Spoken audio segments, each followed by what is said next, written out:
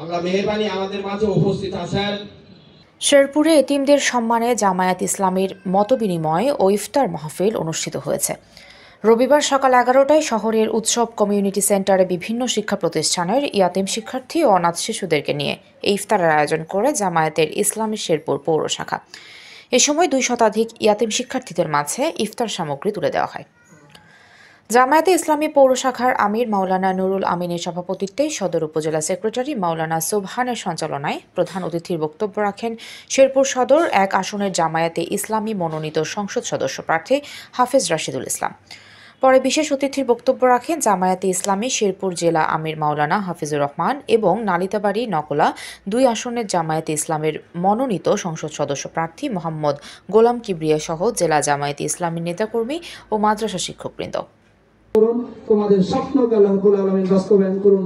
আগামী দিনের এই বাংলাদেশ তোমাদের বাংলাদেশ, আগামী দিনের এই বাংলাদেশ কোরআনের ওয়াসসালাতু ওয়াসসালামু আলা রাসূলিহিল কারীম, আম্মা বাদ।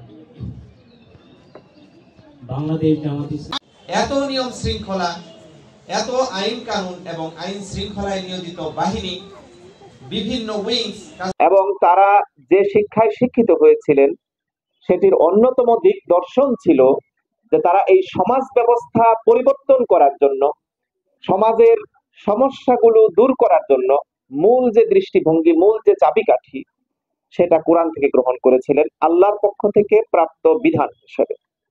আজকেও কিন্তু আমাদের সমাজে বিধান রয়েছে। আমরা একটা সংবিধানের অধীনে আমাদের দেশ পরিচালনা করছি, আমরা পরিচালিত হচ্ছি। কিন্তু দেখা যাচ্ছে যে এই সংবিধান, এত নিয়ম শৃঙ্খলা, এত আইন কানুন এবং আইন শৃঙ্খলায় নিয়োজিত বাহিনী, বিভিন্ন উইংস কাজ করছে আমাদেরকে একটি শান্তির সমাজ প্রতিষ্ঠার জন্য, সমাজ উপহার দেওয়ার জন্য, মেনটেইনের জন্য। কিন্তু আলটিমেটলি এখান থেকে কোনো শান্তি আমরা খুব বেশি দেখতে পাচ্ছি না। এবং আপাত দৃষ্টিতে কিছু শান্তির পরিবেশ থাকলেও সহসায় আবার এখানে অশান্ত পরিবেশ তৈরি হচ্ছে।